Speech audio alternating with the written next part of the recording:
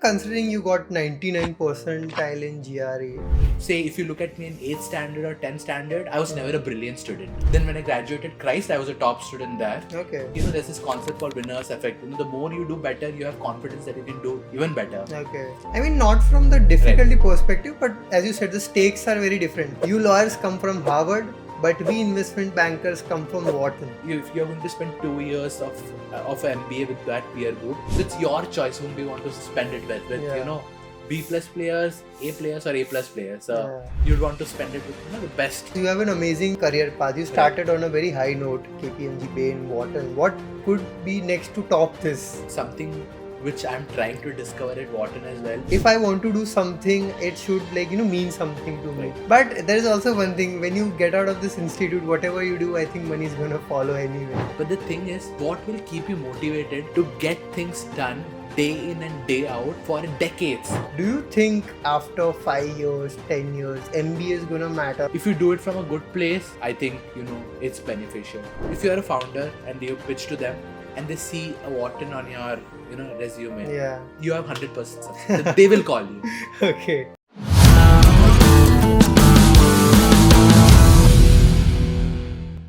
Hello everyone and welcome back to my channel. Today I'm joined by Joel Johnson, who is also a fellow Christite, and he happens to be my senior, and he's currently studying at Wharton University in United States. He's doing MBA from there, and before that he's worked in KPMG and Bain and Company as well, which is quite a career path, right? So मैं personally काफ़ी curious था to meet someone who is like sort of living the dream career path of any student who wants to get into business administration. That's why I've invited you. Hi Joel, how are you doing? I'm doing great, Dhruvin. Thank you for having me. It's very funny how we eventually ended up meeting each other, right?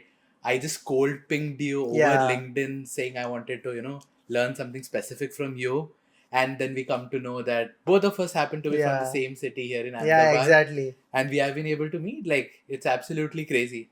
And I was personally really excited to see you have reached out to me. It's usually the other way around, right? But yeah, once again, thank you so much for doing this. And the career path that you embarked upon, एक time पे this was my dream. And I'm pretty sure काफी सारे ऐसे students हैं who have this dream, get into a top consulting firm and then get into a world's one of the best universities to do the MBA. Right. So Joel, will start with that. Currently you're studying in Wharton. So I want to know, how did you prepare for it? Considering it's one of the most competitive and toughest universities to get into. Let's start with your preparation and we'll take it forward from there. Sure. To be honest, Dhruvin, it's been like a freaking long journey. Okay. So I think it was very interestingly. I studied here in Ahmedabad and my school used to be very close to IIM Ahmedabad. Okay. So whenever I used to go to the school, the bus used to go from IIM Ahmedabad. So during my childhood, I grew up seeing IIM Ahmedabad and very coincidentally, since we were at the same campus in Banarghat at Christ, you would know, IIM Bangalore is 500 meters away from that's our also campus. very nearby. So again, very crazily, after school, when I go to college, I again see that, you have now the second best B school in India. Correct. Again, 500 meters away from your campus. And I see it every second day whenever I travel. Correct. And that in the first year of my college at Christ put a thought into me कि यार MBA करना है तो ये तो भगवान का sign है कि यार IIM Ahmedabad, Bangalore, ज़्यादा से ज़्यादा IIM Calcutta से करना है. This is what I thought in the first year of college. Correct. But how difficult of a task that is. You need It's 99 point whatever crazy percentile in the CAT exam.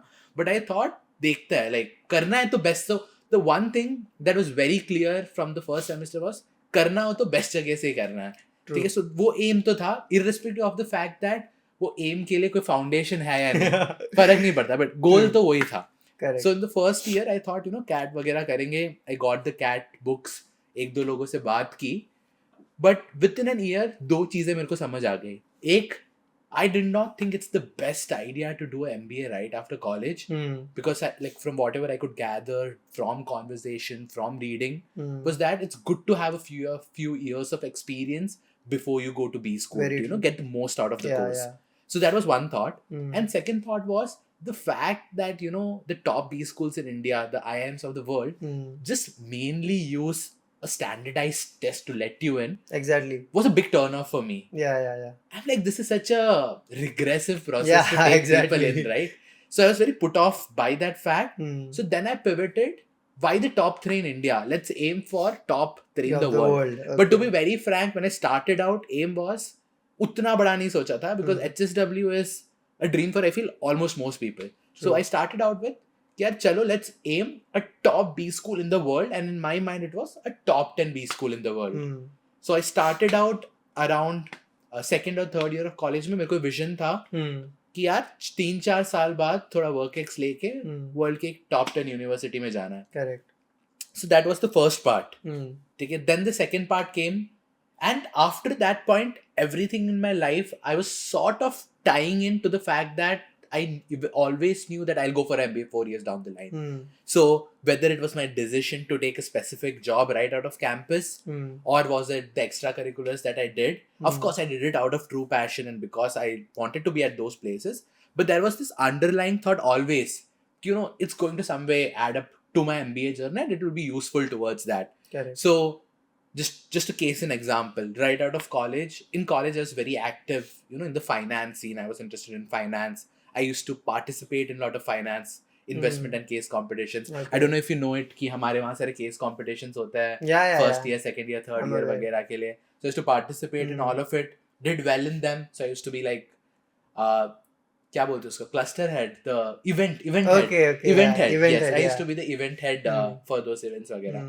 So I had inclination towards finance. But जो कंपनियाँ आती थी mainly, they were more of like BPOs. Yeah. Without a huge brand name. Exactly. And I knew कि यार MBA करना है eventually 3-4 साल में, so it's better to go for a firm with a well-known, reputed brand. And of course, I thought maybe, you know, grooming right in the beginning of your career might also That be matters a lot. True. Exactly, might be a little better there. So that's how, you know, my journey started. I initially worked with KPMG, but I knew that, you know, I'll have to switch to a bigger brand. You know, bigger feeder firm at least to give myself a shot for a top 10 school.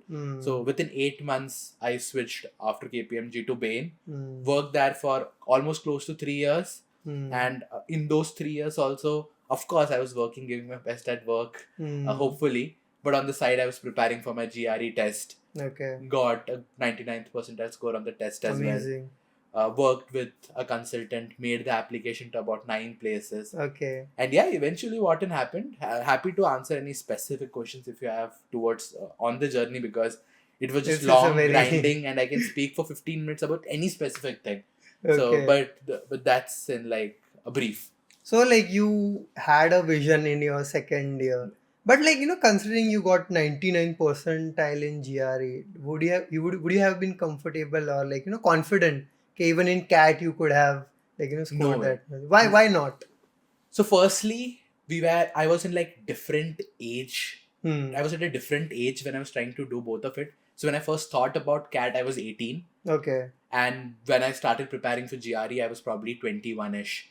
So I think I'd grown over a period of time because so even at Wharton, I'm not one of those people who was already here and they're just maintaining that path, because most of the folks, you know, are from top IITs or they are from SRCC. So they were already at a sort of summit or at, you know, good place in terms of pedigree or where they were in their career, and they're continuing that path. Correct. But for me, say if you look at me in 8th standard or 10th standard, I was never a brilliant student. Okay. So till 10th, I would say average, above average is best. When I came to 12th, I would say more of above average good. Then when I graduated Christ, I was a top student there. Okay. So it was an upward curving path. And, you know, there's this concept called winner's effect. You know, the more you do better, you have confidence that you can do even better. Okay. So I think at 18, I was a different stage. At 21, 22, I was a different stage. So that was one reason why I thought, you know, at that point I could do better in GRE. And there were many other things as well. So the thing with CAT is, it's just one attempt in a single year. Yeah, correct. And you know, too much of stakes ride on it. Exactly. Because it's just one attempt, and the colleges which take that exam just mainly use that exam to take you in. So it's a very high pressure, again, regressive system. Whereas, you know, if I'm giving GMAT and GRE, I know यार ठीक है, अगर नहीं हुआ attempt में आज 30 दिन बाद वापस लिख दूंगा, 6 महीने बाद वापस लिख दूंगा. You can redo it. Exactly and वो प्रेशर भी नहीं है, ठीक है 740 नहीं आया तो क्या हुआ, 720 आ गया पहली बार में, उसके साथ भी मैं अप्लाई कर दूंगा. Exactly. So I think the entire environment around that specific GRE GMAT exam, I think it's a little more conducive, at least for who I am as a human, to perform better than it was for CAT.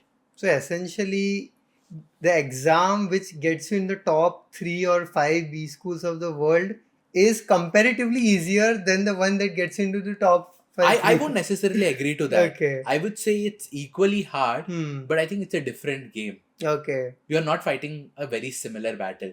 I mean, not from the difficulty perspective, but as you said, the stakes are very different. Because if you can't crack a cat, and if you want to re-give it, like, you have to spend an entire year or waiting for it, re-preparing for it. Exactly. So that's much bigger of a stake. I think it's just inefficiency. Why can't they conduct CAT, say, maybe Even I've been thinking that 4 times a year, or Exactly. make it like a system where you can give it according Okay, to so- like So I feel it's just administrative ineffectiveness, to be honest. Classic things happening here. Yeah. But again, moving a bit back in Right. the conversation, you said you got into KPMG, Right. Bain, and then Wharton. It's usually believed by a lot of students that to get into top companies to work there or top institutes like Wharton, and you're coming from India, you need to have that IIT, IM classic duo background that only allows you there. Even as you said, in Wharton, you have a lot of folks coming in from IITs and IMs and SRCCs, right? So as someone who does not have this background, they sort of have this mental toll on them. Okay, yaar, I am already a step back than the other people who are gonna get there. What different things they can do to increase their chances of getting into these top places? Got it. So firstly, of course, there are a lot of folk from, say, IIT, Stephens, SRCC, etc., bits of the world.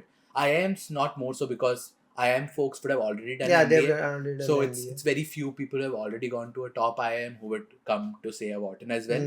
So it's mainly, IIT's bits for Okay. engineering folks, and of course, SRCC, Stephens yeah. for the commerce, art side of the world. And in terms of specific things that, say, a candidate can potentially do to, say, improve their profile, I won't say it necessarily differs the advice that I would give to a IITian Okay. to a person from any other college, because it's the same ingredients. Like there are only certain number of ways or things you can do to make it better.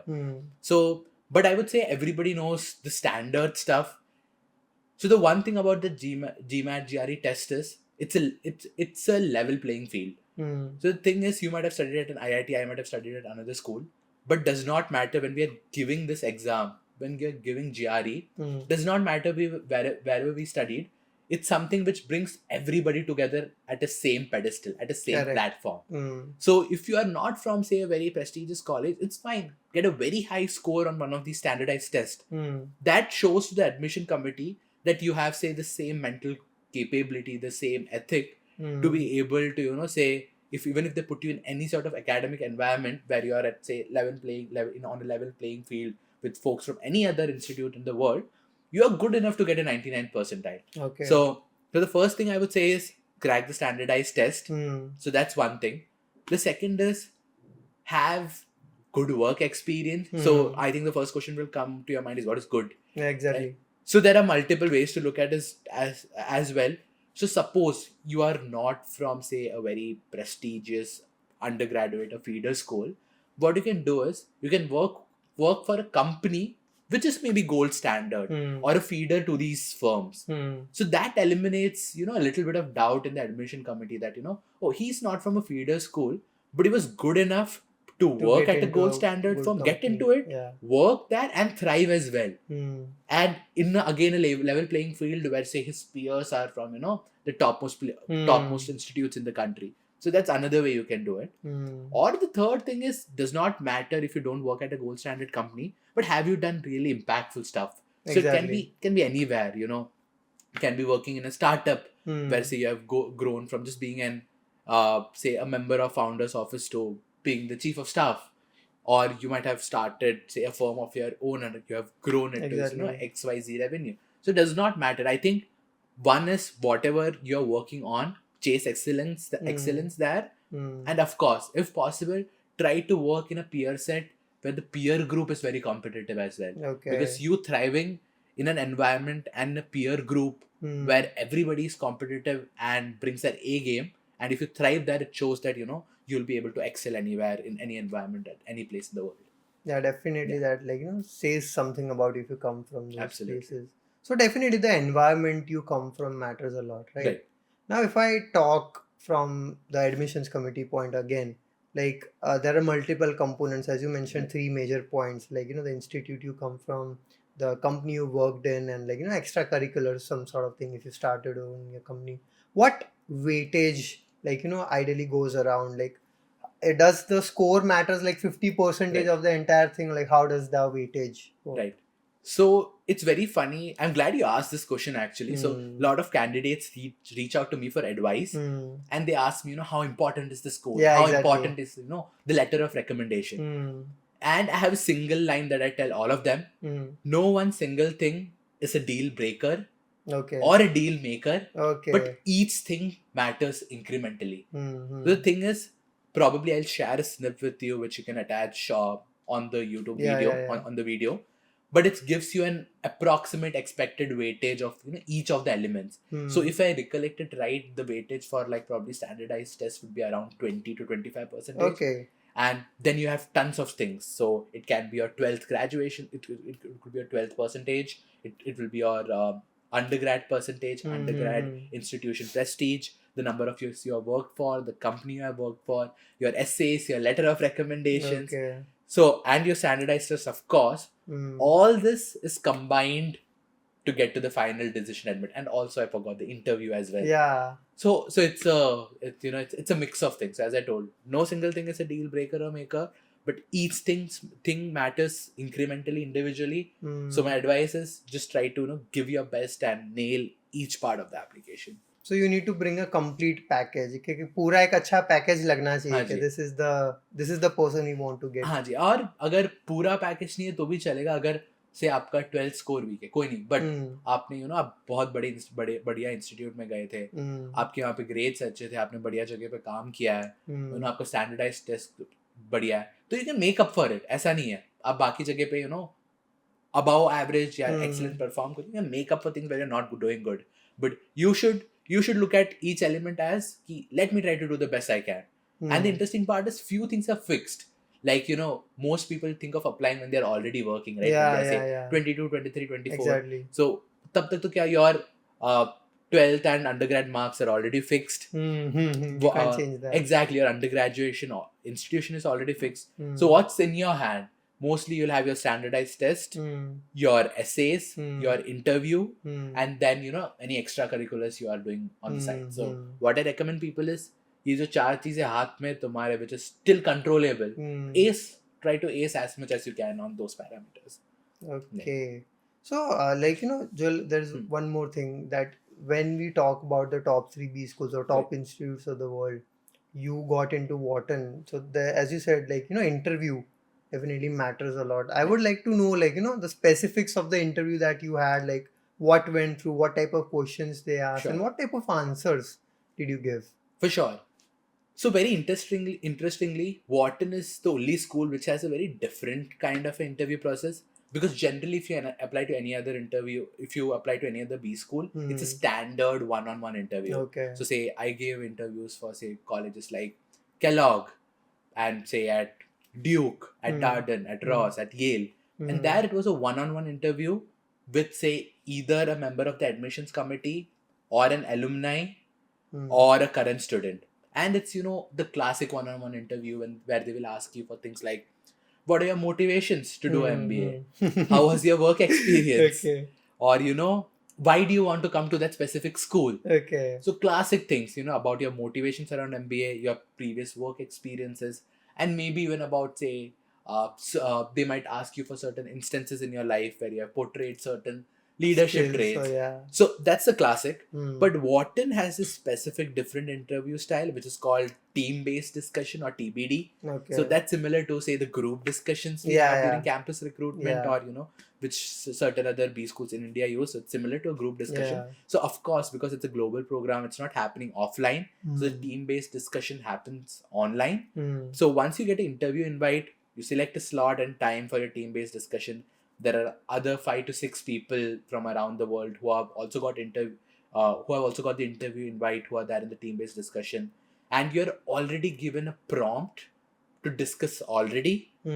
All of you who are a part of the process, and once you are in the TBD, you just discuss that prompt in the specified format. Okay. So that's one part of the interview. Then once you're done with the team-based discussion, there would be some facilitator who was facilitating the team-based discussion. So this would generally be a member of the admissions committee, and that person will have a 10-minute one-on-one chat with you. Okay. So once I got done with my team-based discussion, I had the one-on-one chat, and it was mainly 2 tangents. She mainly asked me about my reflections on how the team-based discussion went. Okay. So I think from what I gather is it's more for them to decipher how good of a team player I am. Because the thing is, Wharton is a school, the culture is based on, working in teams, collaborative culture. Correct. And that stems from the fact that, wherever you go, either in corporate or business, you're always going to be, working in teams, leading teams, motivating Exactly. teams. And I'm sure, as a part of the family business, that's a big part for you. Definitely. That part plays a for you major as role, well. yeah.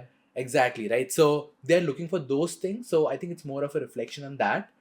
However, I remember, this is a very interesting story. I posted about it on LinkedIn as well. Okay. When I announced that, say I got into Wharton. So at the end, so this is something I was thinking on when I was having this one-on-one interview with the facilitator, and everything got over. She asked all the standard questions. What do you think, how it went? What do you think you could have done better? Reflections, etc. And there was a pause for 2 seconds. The interview was going to end. And I asked her, can I take 2 minutes of yours? I wanted to share something personal. And she told, of course, we're more than happy to do that. And oh my God, I gave a 2-minute monologue. It was semi because I knew, I had to give it all. Okay. That was half of my motivation to do it was desperation, Yeah. I want to pull out all the cards cards under my hat, because, Wharton, once in a lifetime opportunity. This is the only chance here. This is the only chance. I want to bring all I've got. Correct. So, half of the motivation was that, desperation, bring out everything. And the other half was my genuine story. Okay. Because, of course, as you mentioned, as I was telling you, I think before the podcast as well, I'm only the second person ever to say go from an undergrad institution from Christ to say Wharton, and the other person who went, she was a CA ranker. So Okay. I don't think we should if we can compare her as well. Yeah. And even from say the Bain's expert delivery network from where I went to, only about on average 3 people a year go out of a very competitive pool. Okay. And those people have had much better profiles. I feel they do externships. And if you are female, of course, you have a little bit more advantage because they also want to maintain diversity in the class for the right reasons and things like that. So odds were against you. So odds were against me. So I was sort of genuinely fascinated by the opportunity and wanted to share my specific story with her. So I did that. I told her, I started it this way. It was literally a monologue for 1 minute. I started it this way. On 5th December 1999, okay, when I was born in a one-bedroom house, rented one-bedroom house in then Tier 2 city of Ahmedabad, my parents would have never imagined that 25 years down the line, their son would be interviewing for an opportunity at one of the best business schools in the world. And tonight, after this interview, when I go back home and sleep, I would be dreaming of walking through the hallowed halls of Huntsman Hall. Okay. Which is the main, which is what the Wharton building is called. That's how I ended my interview. Amazing. So when I came out of it, and even when I told my admissions consultant, this is something I told, she was like, thoda needy or desperate lag sakta hai shayad. I don't know how they are going to take it. But I was very satisfied under se. That you let it out. I let it out. I feel like I have given it my all. I don't know whatever the outcome of the result is going to be, but I have given my best. And then when I eventually get the admit, I got the admit with a 60% scholarship. And I was like, this is not true. And with the amount of scholarship that I got, it was just bonkers. I could not believe it. It was unreal. But sometimes, you just keep knocking on the door and sometimes it just opens. So Yeah, someone answers. yeah, thanks to Almighty. So, did you ever get a chance to talk again to the person who took the interview, whom you delivered the monologue to? Did you ever get the chance? Unfortunately, not yet. Hmm. But I think this is something I was thinking that at some point Hmm. I'm going to go back to the admissions committee if possible and ask Talk to them, that person. क्या देखा आपने मुझ पे? Yeah. Correct. मेरे को ही बताओ.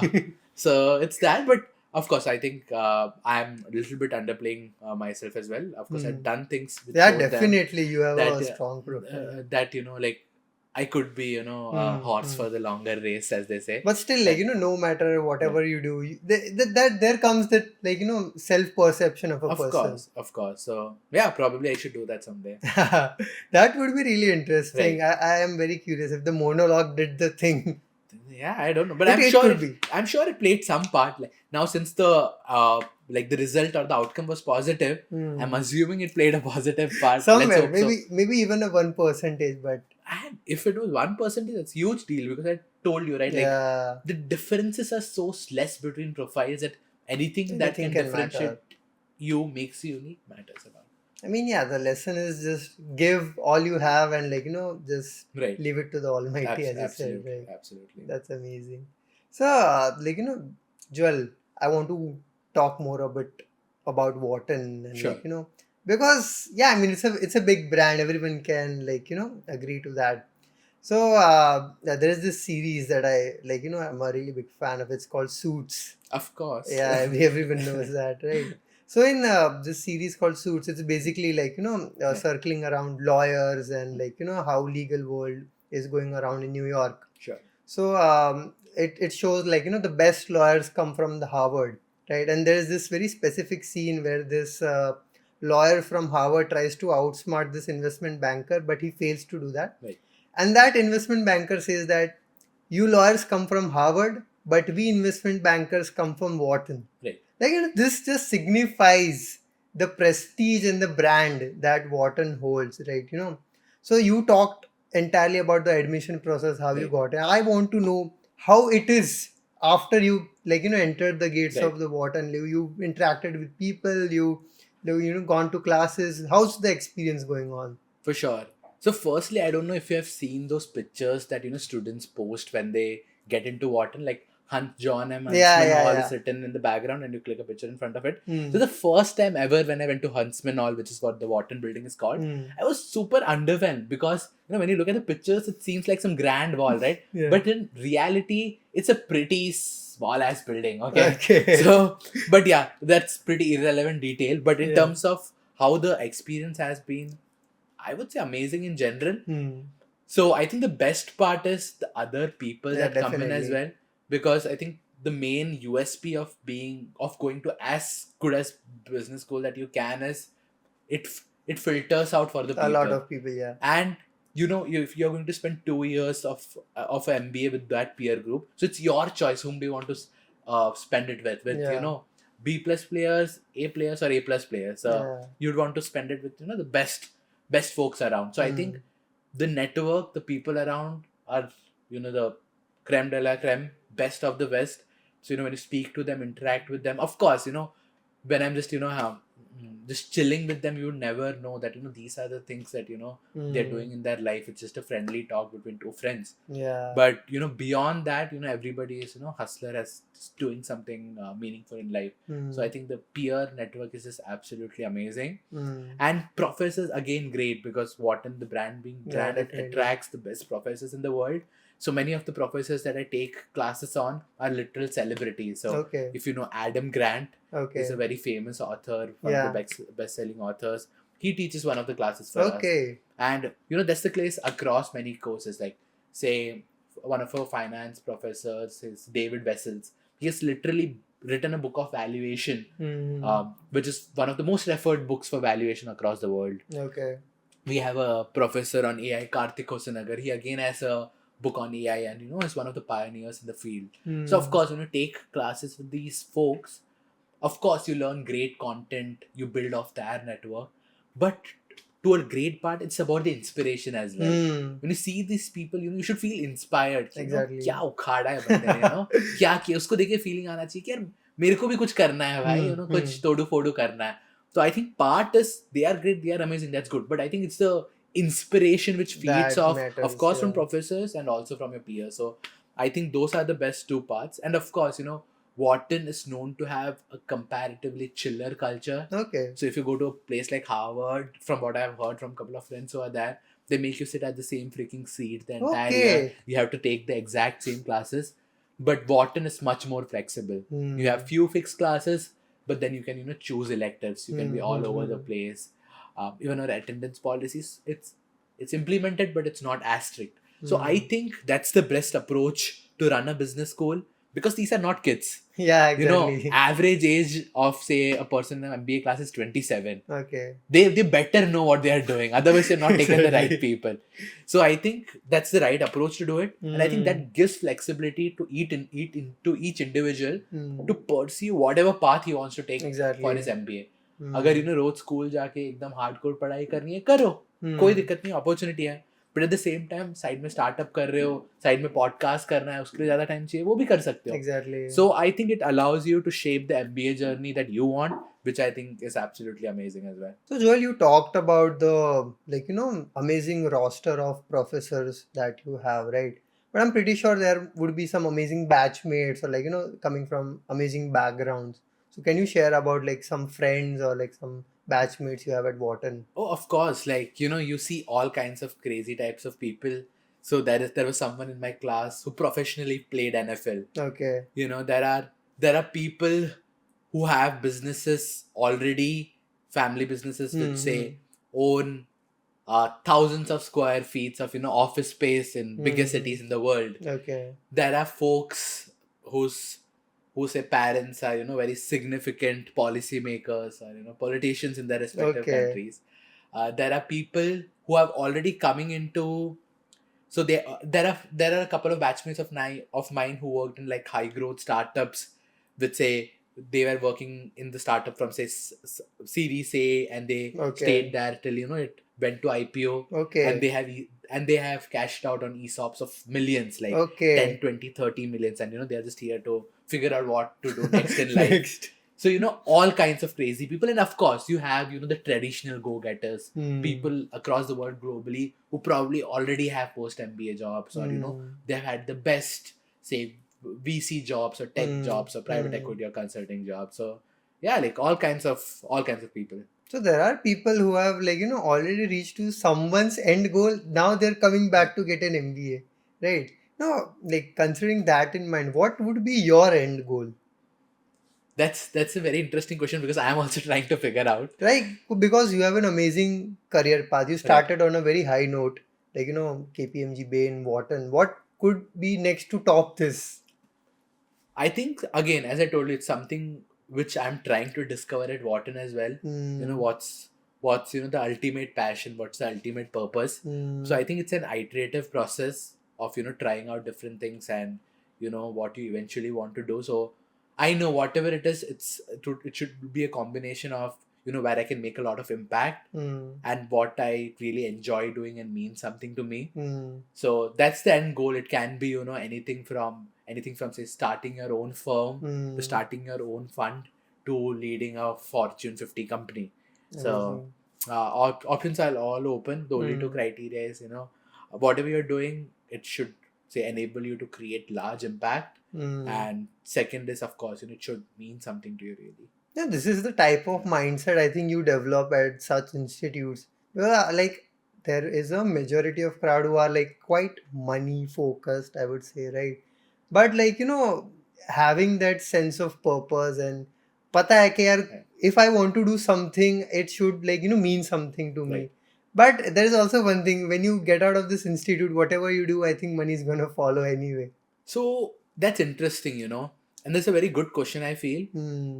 Because one of the main focus area at Wharton from the time we come is around identifying your passion, about identifying your purpose, around identifying your goals. Because what happens is, say you are at an institute at, say, Harvard, Stanford, Wharton, everybody is equally capable, you know, everybody can get shit done. But the thing is, what will keep you motivated to get things done day in and day out for decades? Because Okay. that's what will allow you to create very large impact, right? And to find that, you have to find your passion and purpose. Because only if that deeply resonates and means something to you, will you be able to do that for, years and years and years Exactly. through that grind. If failures come, you won't, you'll ride through those setbacks and keep on going. And that's when you will be, able to create big impact in whatever space you choose. So that's why, this deep, profound importance to passion and purpose. And that's my whole logic of trying to identify that as well. Of course, money is a part of it. If you do something, which is impactful, money will follow. That's True. my belief. I think chasing money, but if you don't really enjoy doing that, or you don't really find passion or purpose, you will give up. I'm sure You can't do that for the it long won't be run. sustainable. You might earn some money for a few years, but either it will fail, or you will give up, or you will pivot. So that's why if you see many people who do investment banking, they do banking for 10 years and then they quit. If that job really meant something to you, like I'm sure, say you are a businessman, you're running your own business, will you stop at 40 or 50? Probably no. Yeah, कि उसके अंदर retire कर जाऊंगा. Will you ever have a retired life? Probably not. No. Like say, really passionate lawyers, really passionate doctors, they never retire, right? Yeah, exactly. Because they're 40, 50, 60, does not matter. It's that passion, it's that purpose, They like solving problems, or they like curing diseases. So they keep doing it for their entire life. So that's the point. So that's why, many bankers make a lot of money, quit after 10 years, and then look for purpose in their life. And it happens with many people. They reach a peak, make money, and then they start looking for purpose. So I think if initially itself, if you can combine passion and purpose with whatever you're doing, that's what I feel would be the right approach for me. Amazing. So, that's for the career path and everything. So, Joel, one thing I am somewhere able to understand Sure. is that whatever experience you've had till now at Wharton, it has many circle around the people, right? And Right. the people you interacted Right. with, the people you're studying from. Of course. So, there has been a growing conversation online, especially in India, I'm not sure about outside countries. People have been questioning the worth of MBA. Right. Is it even worth it? There are some people saying that put that in some sort of an investment that will give you better return. So, considering you have probably invested a lot of your Right. time, effort, and in fact money as well in getting an MBA, Right. do you think after 5 years, 10 years, MBA is gonna matter? In fact, even till Right. today, do you think MBA is still worth it?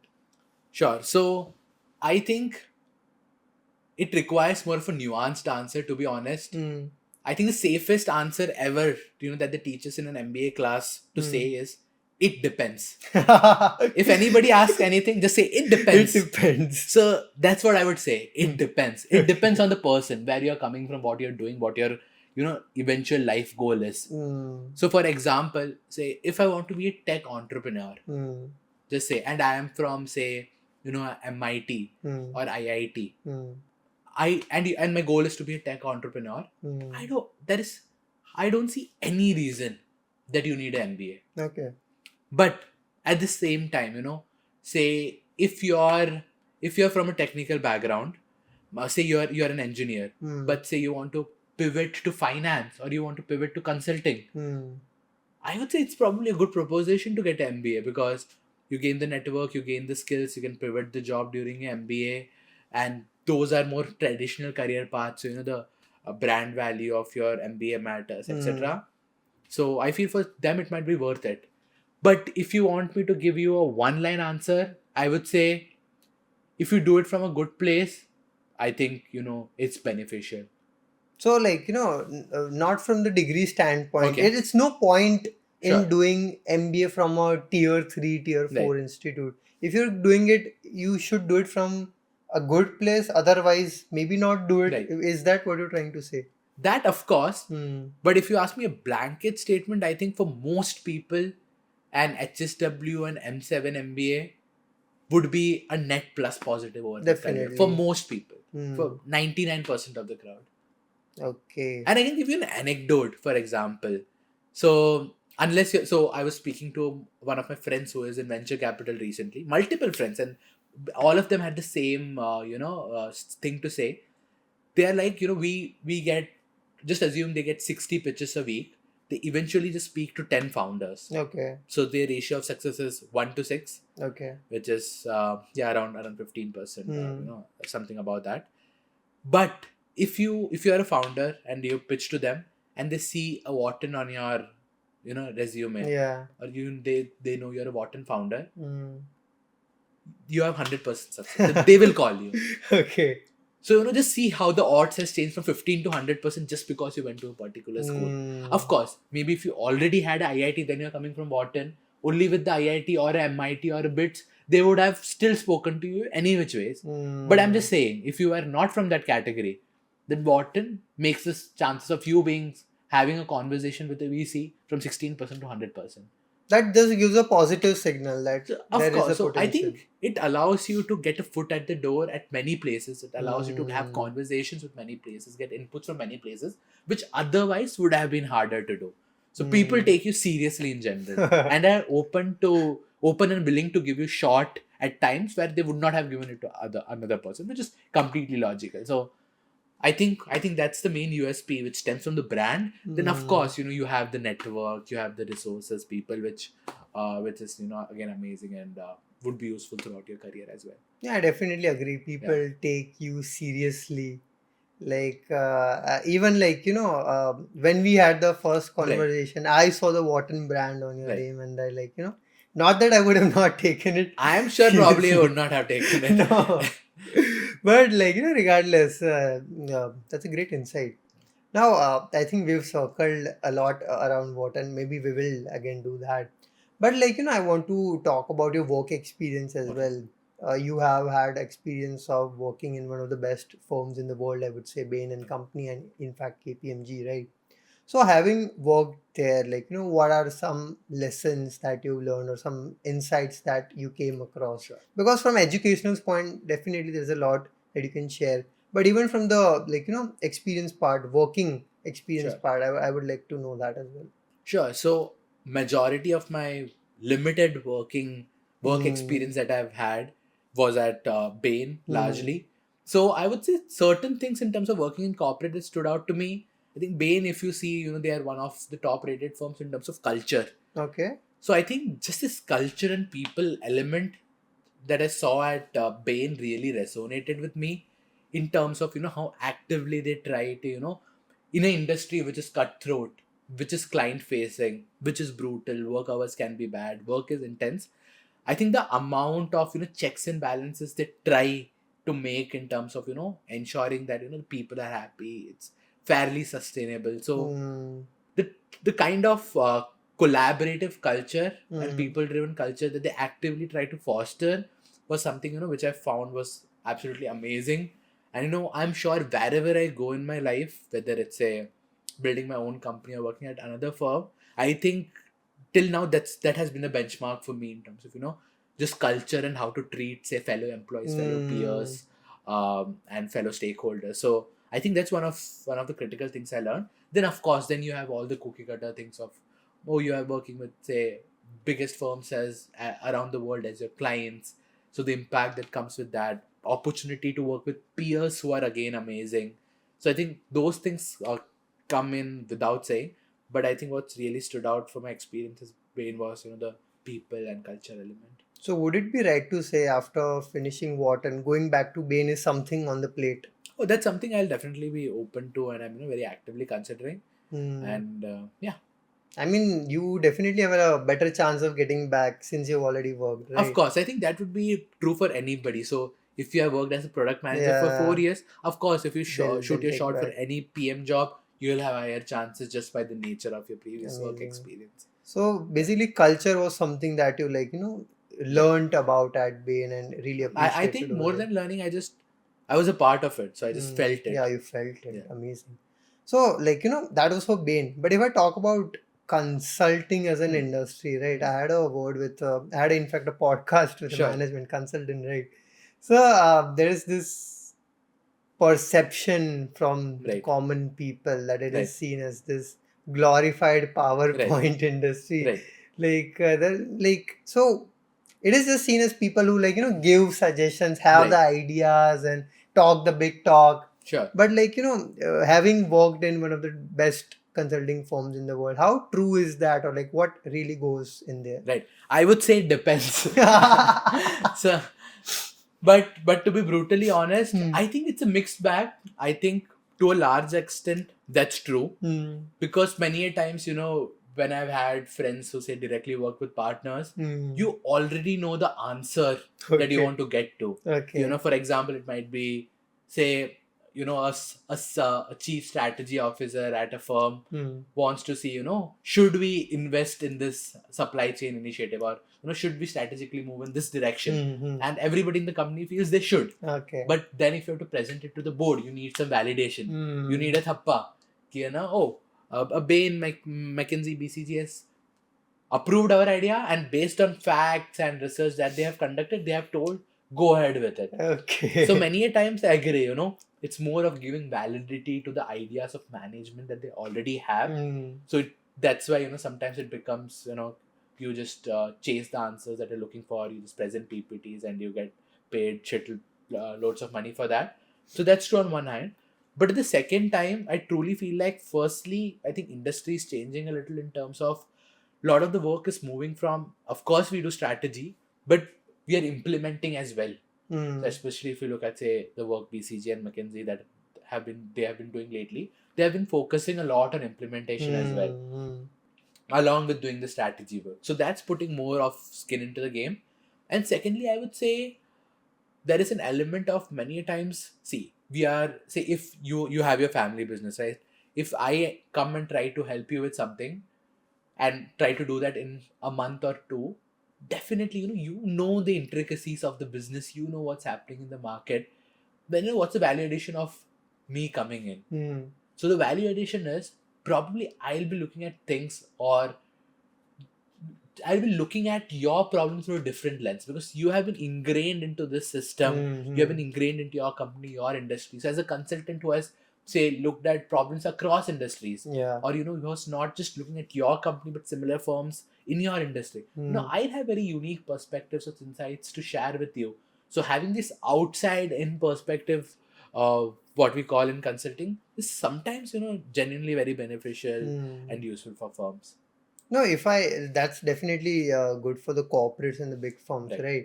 But if I talk at a smaller lens, as I said, like, yes, you said that if you come in, let's say, into this family business, do you think consulting is relevant for small business or MSMEs in I general? think I think it will help in any, because what do consultants do?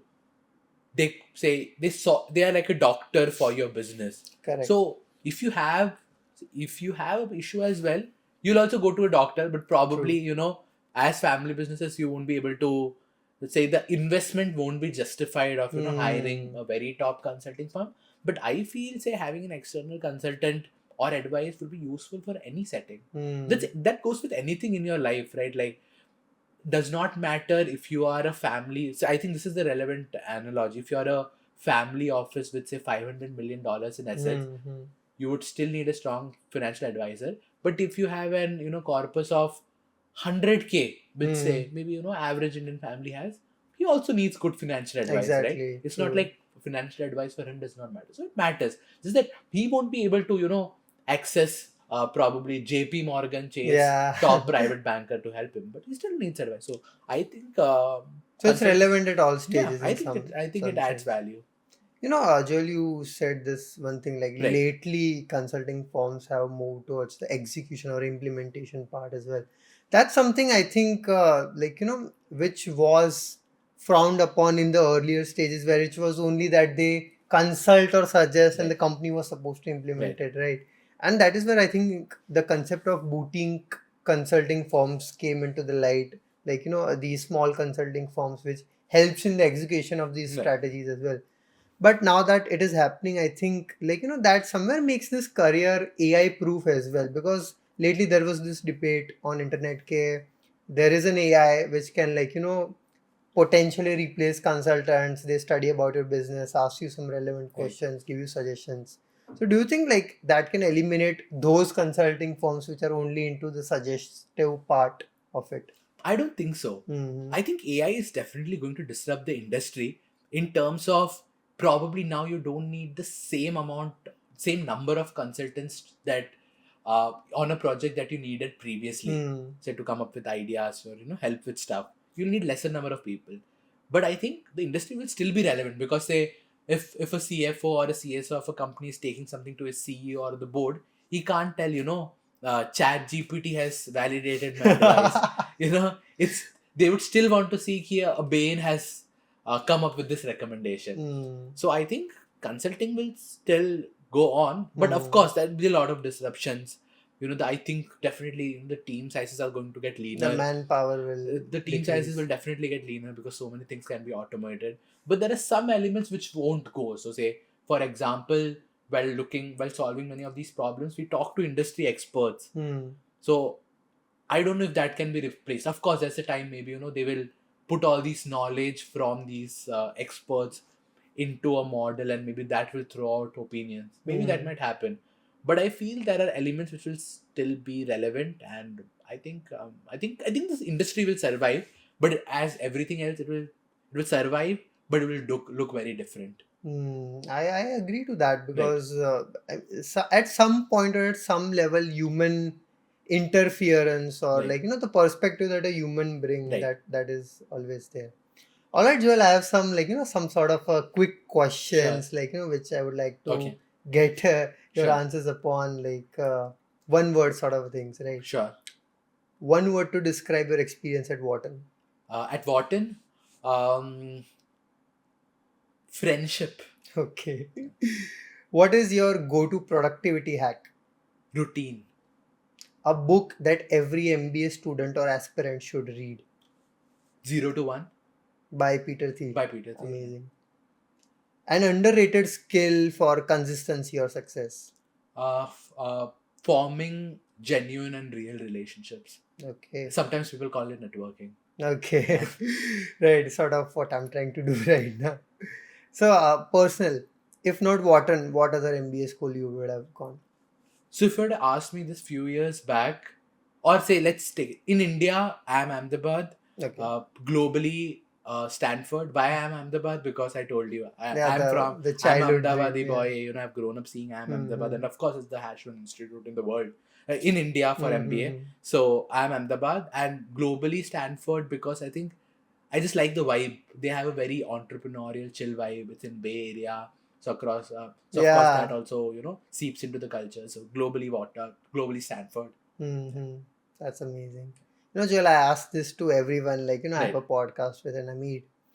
What would be the one piece of advice that you would give to yourself a Okay. couple of years back Right. before Wharton happened, Bain Hmm. happened, Christ happened? What would be something that you would tell yourself after knowing everything that has happened? After knowing everything that has happened, I I would have many things to say because I made too many mistakes along the way. What would those be? So I think first, which I already told is along the way form strong, meaningful, genuine relationships. Hmm. That would be one thing, and the second thing would be around passion and purpose. I would say constantly strive or work towards identifying what your passion and purpose in life are. That's second. And Hmm. third thing I would say is focus on things outside of your work as well. So basically have interests outside just working. So Hmm. it can be working out, it can be playing a sport, playing singing, does not matter. Because what I feel is in many of the jobs that we have, it gets so brutally hectic and you get so occupied. Sometimes first, if that happens, you can burn out and you will give up. Hmm. Second, uh, you won't be able to sustain it for a long time. So I think having these interests outside of just your core thing or core work, I think Hmm. is critical. So that's third. And fourth is, I think it's again stems from the first point, but that was I think more from a networking point of view. But genuinely have good relationships with people, like it might be your parents, friends, partner, family, does not matter. Hmm. Because I think if you look at all the research of what contributes the most to your well-being, it's stuff like meaningful work, meaningful relationships. Money comes at the last because you just need Yeah. a basic amount of money to survive, thrive. Then the happiness depends on meaningful work, meaningful relationships, and that meaningful work ties into passion and purpose. and meaningful relationships we already spoke So about. that's a very interesting. I was expecting something else considering you're coming from one of the best finance institutes or a universities. You would have said something about career and all that. But yeah, I completely agree on the relationships part, right? Lately, a couple of months or years back, I was personally quite caught up in the Right. like the hustle culture, Right. like just focusing on the work day in and Right. night out, right? But like yeah, interacting with people that matters a lot. That's one of the Absolutely. reasons why I started the podcast I'm as well, glad. right? So yeah, Joel, that was interesting.